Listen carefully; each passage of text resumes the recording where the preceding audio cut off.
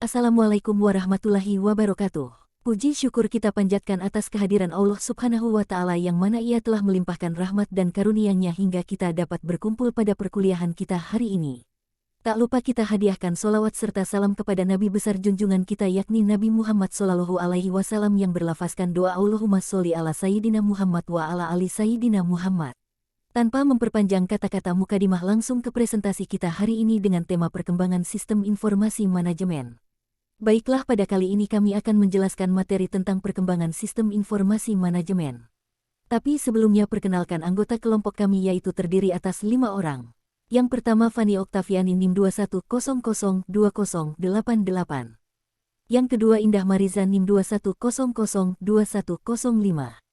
Yang ketiga Cindy Nurhaliza NIM 21002044. Yang keempat Muhammad Sagif NIM 21002110. Yang kelima Irfan Aprisandi NIM 2002091. Pentingnya sistem informasi manajemen secara umum. Sistem informasi manajemen merupakan sekumpulan metode formal yang menyediakan informasi dan berbagai transaksi secara real-time, dapat dipercaya, dan dapat mendukung proses pengambilan keputusan bagi perencanaan, pengawasan, serta fungsi operasi sebuah organisasi melalui seperangkat subsistem yang menyeluruh, terkoordinasi, dan secara rasional terpadu guna mencapai tujuan organisasi dengan lebih efektif dan efisien. Dalam sebuah perusahaan, sistem informasi untuk manajemen penting untuk Anda ketahui. Pada dasarnya pentingnya sistem tersebut bertujuan dalam melakukan pengolahan data perusahaan agar berjalan dengan baik. Pada awalnya kehadiran sistem tersebut memiliki fungsi utama sebagai alat untuk transformasi data, namun seiring dengan perkembangan teknologi yang ada, maka ada banyak sekali peran penting yang bisa Anda ketahui dari kehadiran sistem informasi tersebut. Berikut ini adalah fungsi dari sistem yang perlu Anda ketahui, yaitu membantu kegiatan pengambilan keputusan, membantu dalam menemukan solusi pada tiap masalah bisnis, membantu dalam proses pembandingan kinerja bisnis, membantu proses koordinasi pada tiap departemen, sebagai alat untuk membantu manajer dalam perbandingan kinerja, membantu proses dan kegiatan dalam memperoleh gambaran umum di setiap operasional, mampu memberikan feedback untuk tiap kinerja yang dijalankan, sebagai alat pengalihan tugas dan keputusan dari manajemen berdasarkan level organisasi supaya lebih efisien, mempermudah proses identifikasi sistem dan informasi dengan semestinya, memaksimalkan peningkatan alur kerja agar mampu menghasilkan proses bisnis yang lebih baik dan sesuai dengan kebutuhan konsumen, membantu dalam proses peningkatan SDM sehingga sistem pada unit kerja dalam berjalan secara lebih sistematis serta terorganisir. SIM dibutuhkan untuk membantu menyelesaikan masalah.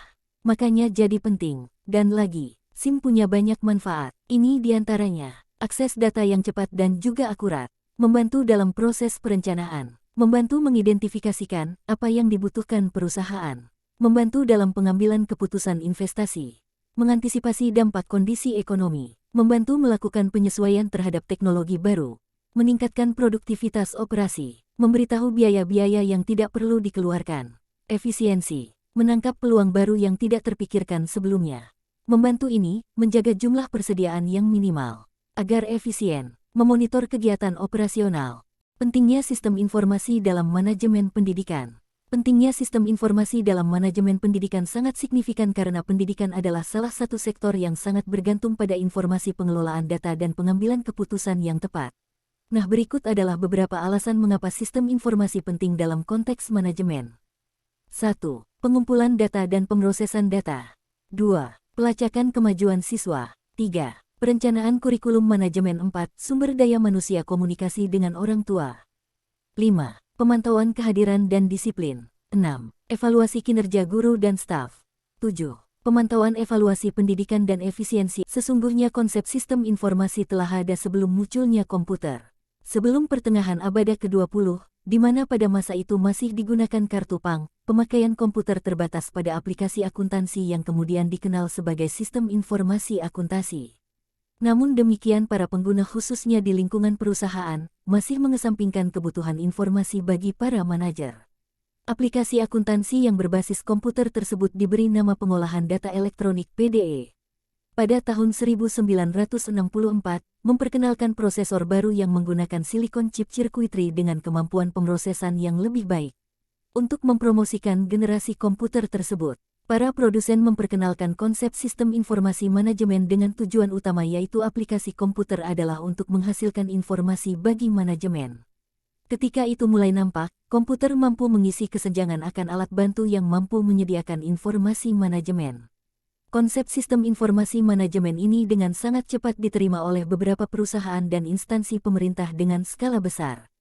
Pada tahap awal para pengguna sistem informasi manajemen menyadari bahwa penghalang terbesar justru datang dari para lapisan manajemen tingkat menengah sampai ke atas. Perkembangan konsep ini masih belum mulus dan banyak organisasi mengalami kegagalan dalam aplikasinya karena adanya beberapa hambatan. Beberapa hambatan tersebut antara lain adalah A. Kekurangan pahaman para pemakai tentang komputer. B. Kekurang pahaman para spesialis bidang informasi tentang bisnis dan peran manajemen. C. Relatif mahalnya harga perangkat komputer. D. Terlalu berambisinya para pengguna yang terlalu yakin dapat membangun sistem informasi secara lengkap sehingga dapat mendukung semua lapisan manajer. Sementara konsep sistem informasi manajemen terus berkembang, kemudian muncul beberapa konsep lain seperti A. Konsep sistem pendukung keputusan Decision Support System sama dengan DSS yang dikembangkan oleh Morton, Gorey dan Kane dari Massachusetts Institute of Technology. DSS adalah sistem yang menghasilkan informasi yang ditujukan pada masalah tertentu yang harus dipecahkan atau keputusan yang harus dibuat oleh manajer.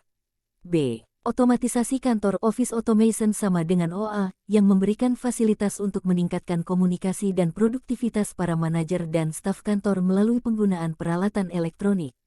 C. Artificial Intelligence AI, di mana sebuah konsep dengan ide bahwa komputer bisa diprogram untuk melakukan proses logik menyerupai otak manusia.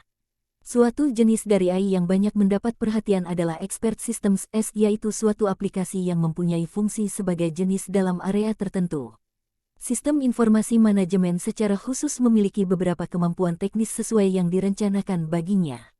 Dengan kata lain, sistem informasi manajemen adalah sebagai suatu sistem berbasis komputer yang menyediakan informasi bagi beberapa pemakai dengan kebutuhan yang sama. Seperti yang diuraikan oleh Kenneth C. Loudon, mendefinisikan sistem informasi secara teknis sebagai satuan komponen yang saling berhubungan yang mengumpulkan atau mendapatkan kembali, memproses, menyimpan, serta mendistribusikan informasi untuk mendukung pengambilan keputusan dan kendali dalam suatu organisasi.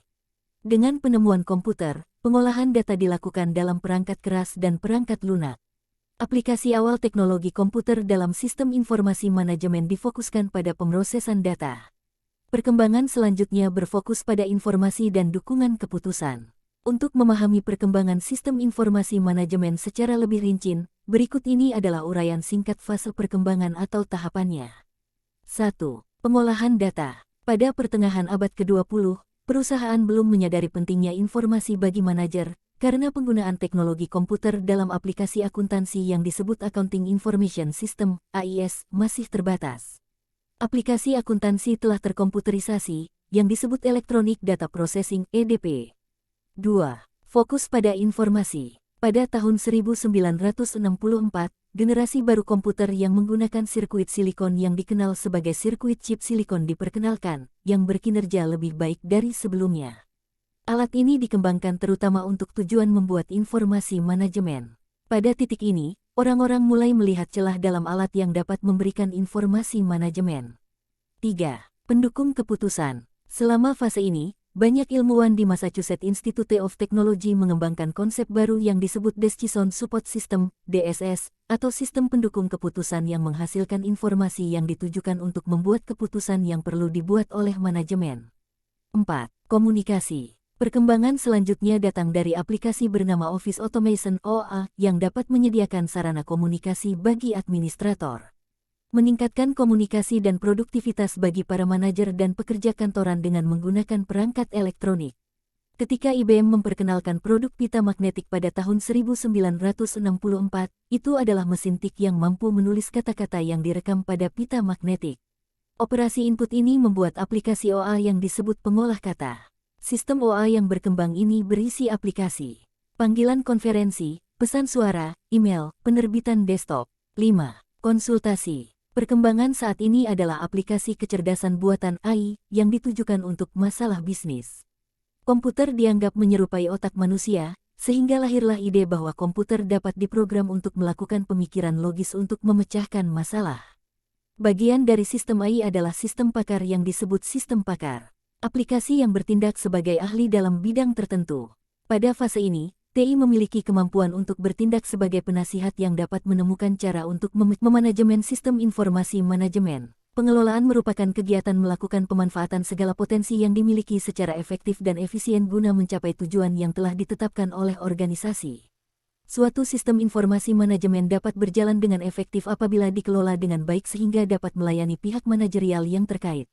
Namun agar dapat berjalan efektif maka harus memahami fungsi manajemen dan juga memahami kebutuhan manajemen akan informasi. Sistem informasi manajemen yang dimiliki perusahaan atau lembaga tentu harus dikelola dengan baik.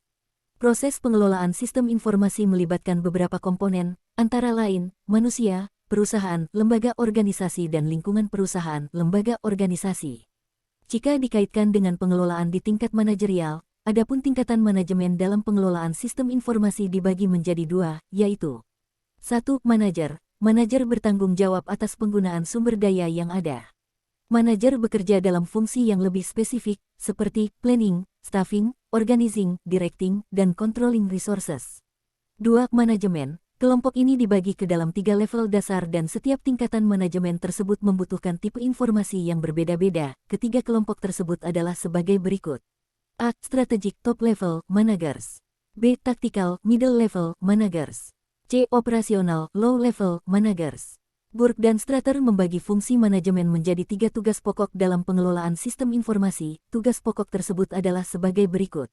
A. Perencanaan. Perencanaan adalah sejumlah kegiatan yang ditentukan sebelumnya untuk dilaksanakan pada periode tertentu dalam rangka mencapai tujuan yang telah ditetapkan.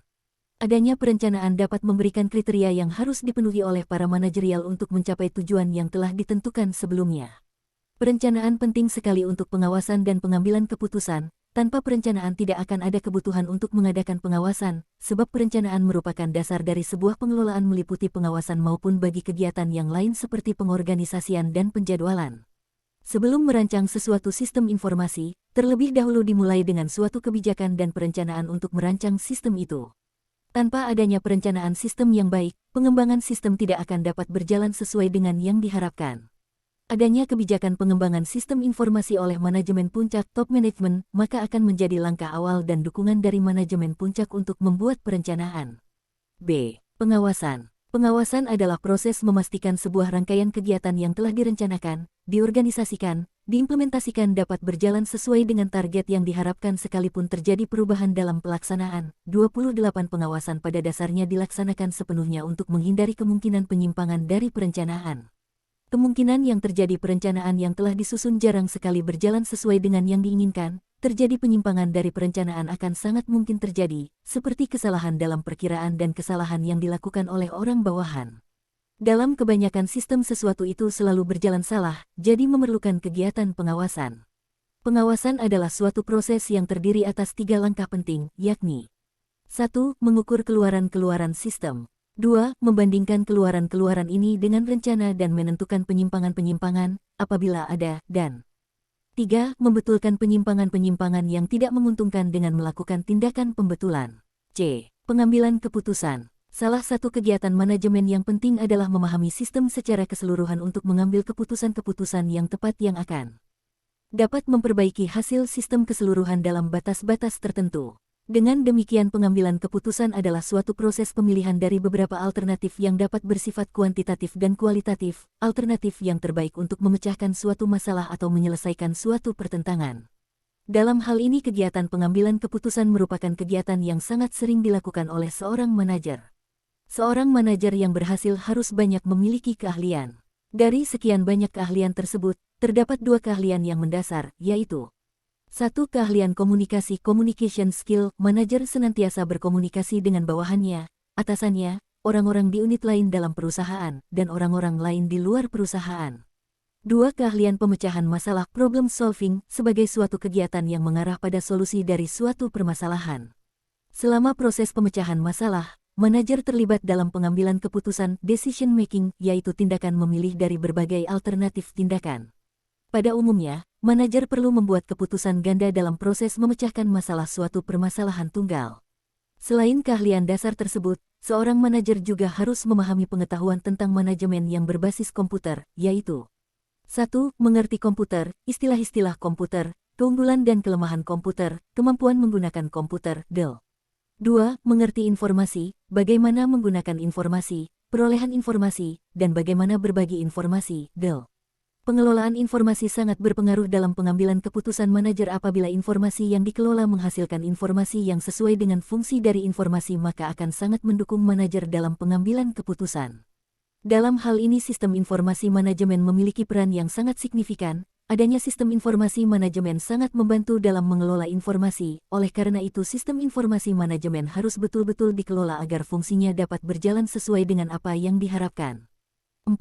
Pengendalian sistem informasi manajemen. Pengendalian sistem informasi merupakan bagian yang tak dapat dipisahkan dari pengelolaan sistem informasi. Pengendalian memiliki fungsi yang sangat penting karena kegiatan pengendalian yaitu mengamati setiap tahapan dalam proses pengelolaan informasi. Pengelola sistem informasi perlu memahami dan memiliki keterampilan manajerial dalam melaksanakan kegiatan pengendalian sistem informasi, yakni A. Kemampuan mengendalikan kegiatan perencanaan informasi.